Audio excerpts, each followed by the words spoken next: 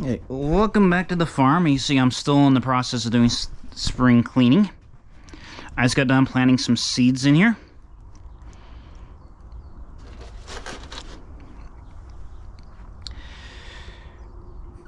Now, something I will tell you is depending on what you're planting, it's going to matter a lot with the seeds that you use.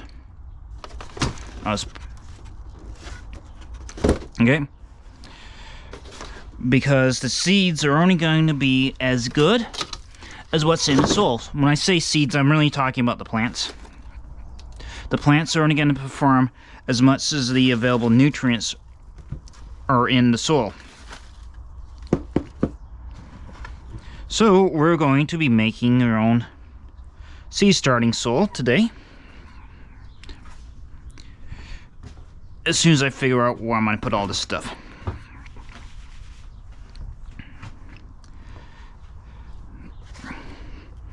Yeah, so this planted some of my tomatoes. I did that off camera because I didn't want to see y'all do with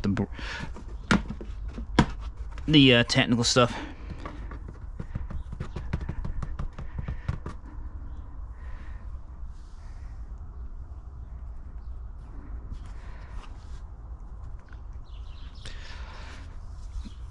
And this right here is my worm castings.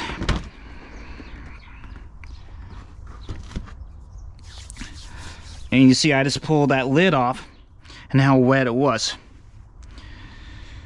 The worm castings is great for seed germination. It's great for that. But it's going to lack nitrogen. And you can see I already made one off camera because I didn't realize my camera was turned off.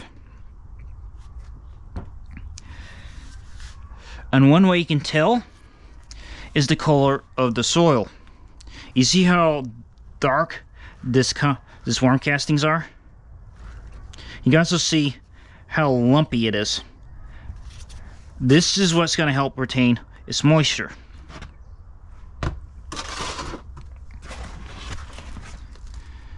Now, a lot of our seed starting mints, a lot of people are switching to coconut coir, which is this. It's 100% of this weight in water. This also holds 100% weight in this water. Now, a lot of people will use peat moss, which holds 20% weight in its water. It does have some extra additives. This is very sterile. This means it's pH neutral. That's it. That's all it has. So a lot of people will use coconut coir as a base. And I've seen potting mints at a 6:1 ratio. I've never mixed that much or that far because I just don't see a point in that. Now, unfortunately, I made this, didn't realize the camera's off. But you see right here, it's worm castings,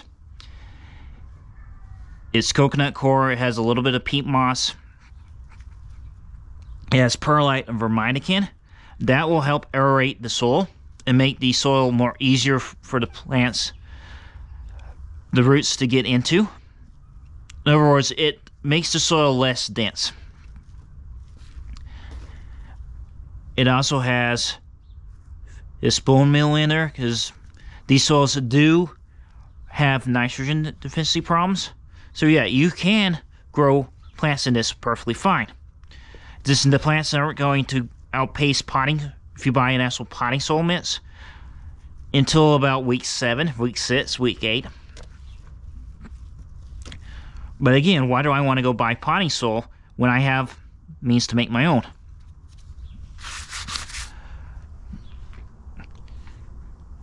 And there is compost in this one. I'm completely out of compost right now. So what we're going to do, and I don't measure this stuff, I just throw my coconut coir in here, peat moss, whatever you want. Like there's peat moss right there. I can tell the spider way it's clumping.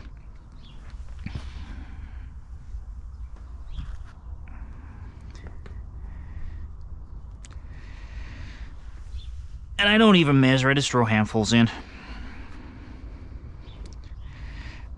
Like those peat moss right there. That will help acidify the pH. Because I know my worm castings are very alkaline just because I have hard water out here. Not much I can do about that.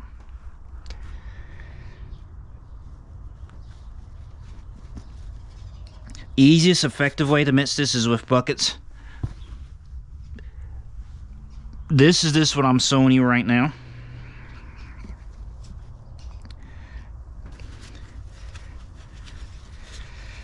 For education purposes.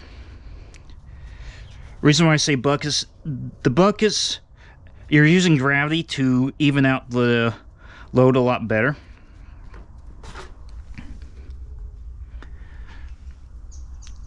I do use this as warm bedding,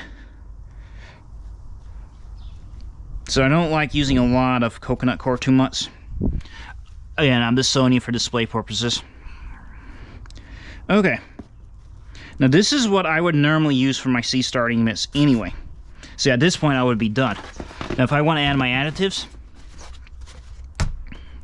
and you see how wet that was,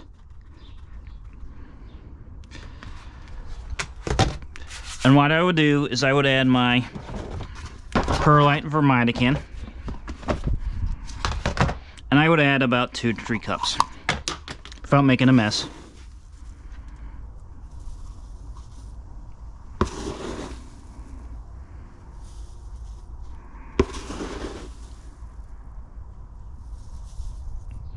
Now since this is a little more wet, I'm going to add a little more.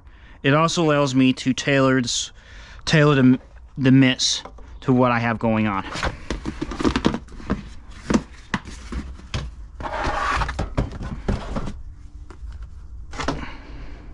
And what I'm going to do is just use my hands, mix this in.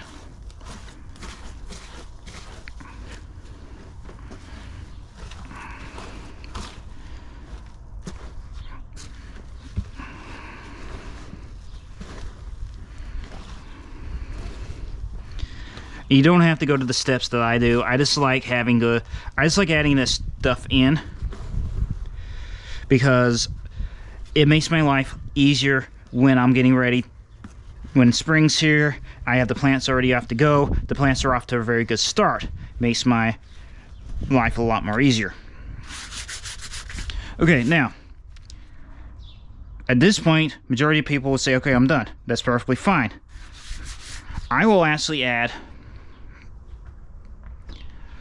some of my fertilizer back in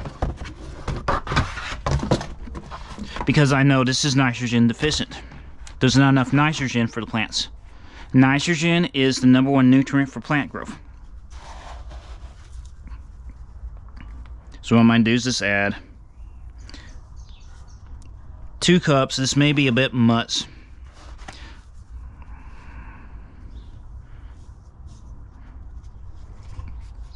But it's perfectly fine. I'm letting this sit anyway, so. And you see it's 11:10:0. I think that's 11:10. It may be 4:10.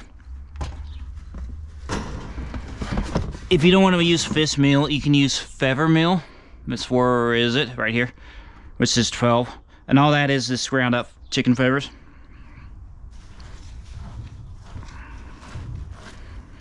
You see how I'm just mixing it up, and you see how the color is starting to change. And if you have compost available, you can add a compost in. Because I know for a fact that will get me through with my other plants that I want to see starting later. But I'd always want to have a little more.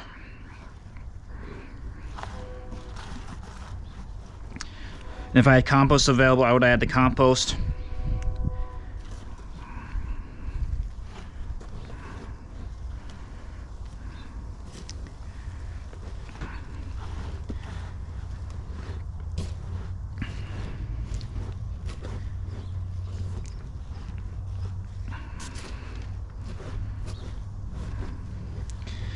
And I actually find this very therapeutic, very calming. Because believe it or not, playing in the dirt actually releases dopamine.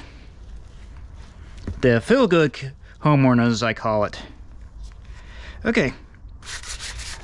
Now, I know for a fact my pH is off. So what I'm going to do is add some garden sulfur. And garden sulfur is what you use if you want to acidify your soil. If you know for a fact you have a moderate acid and you want to bring your pH to neutral, you would want to use garden lime. And as far as plants go, unless you're using your... I'm adding a little more because I know I'm going to mix it in there just to kind of bounce it out. But I was saying before I got distracted, your majority of our vegetable plants want a pH between 6.2 to 7.6, preferably 7. Though what will happen is if our plants don't achieve that goal, what they will do is they will adjust the soil to meet those needs. But because they're spending energy on the pH adjustment, you're going to lose about 30% of your crop. Very, very important. Now, if you're having your fruit plants, fruits like more acidic conditions, below a 6. Your blueberries, blackberries, raspberries, lime trees, they all like under a 6.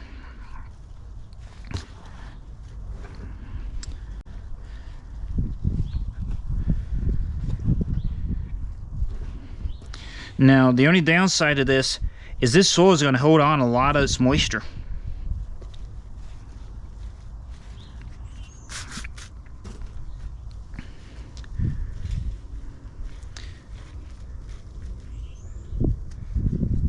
So what I'm going to do is just throw this mix into the over mix, just so I can have my seed starting mix together.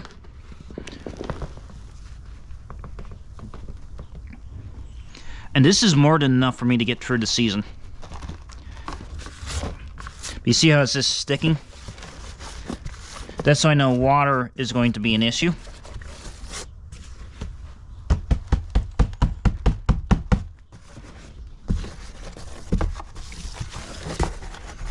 And that will help balance out.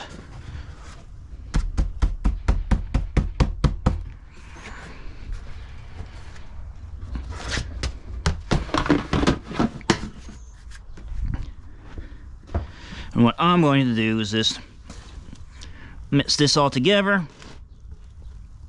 or try to. Now, if you have a bucket lying around, you can throw this in a bucket, which I would actually say is a lot easier. Just use what you have in hand. There's no need to go buy something you don't need when you have something else that can fill the purpose.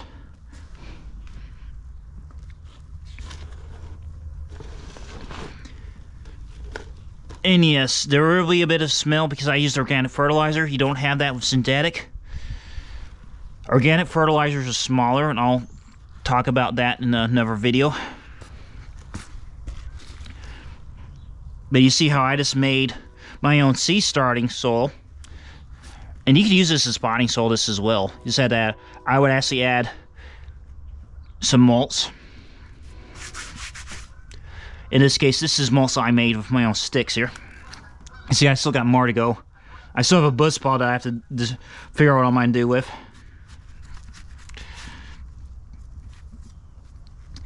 And this will be ready to go for my next seed starting thing. Now, if you're smart, you would actually start backfilling your seed starting trays. Just have them ready to go. I'm not to the point yet because I don't want to start my greenhouse up because it's still going to be a little bit off for me. But that's how we make, or that's how I make my seed starting soil. And this, and you can tell by the color here, because you see how dark it is. That's a telltale sign. Now I'm just going to let this sit and let the soil adjust for itself. But you have to remember, this does need to breathe, because it does have microorganisms in it, so it needs to breathe. It needs to it needs to be able to breathe like you or me. As the word I'm looking for slips my mind. And as it breathes, it's going to balance itself out. And it'll be ready to go when you're ready to go.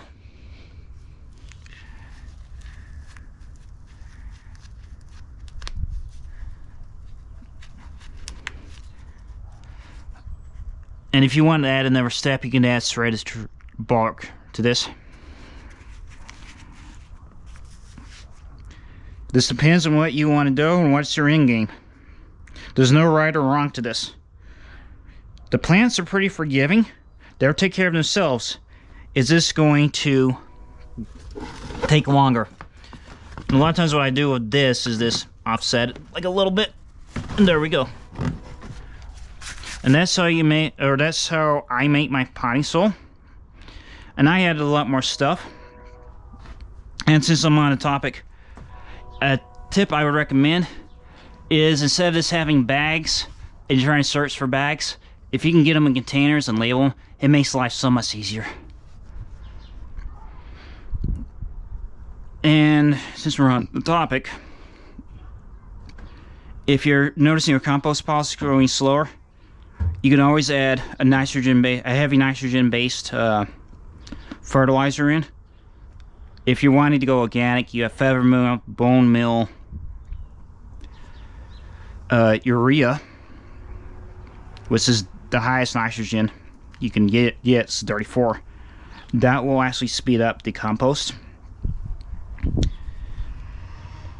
And if you're wondering, this is all the sticks that I pulled out of my compost. Because I got my compost piles readjusted, no more sticks are in there, except for in the new pile, and I don't care about that because I'll let that sit. And this I can actually use for my for smoker fuel for my bees. I could top this off of my permacoaster. I could actually use this as a base for my compost if I was needing more carbon source. I could actually use this as a component for potting mix. So it's very, there's a lot of repurposing I can do with these products. And the best part of it's completely free.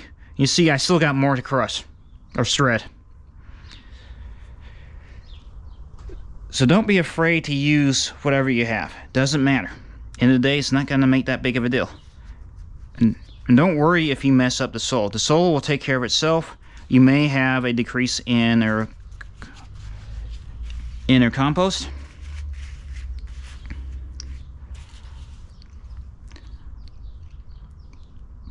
But it's all good. Don't be afraid to make mistakes. In gardening, there is no failures. You're constantly learning what works and what doesn't work. And that's different for every person. But thanks for joining me. I hope you enjoyed this video. As always, feel free to like, sub, or comment. And I'll catch you in the next video.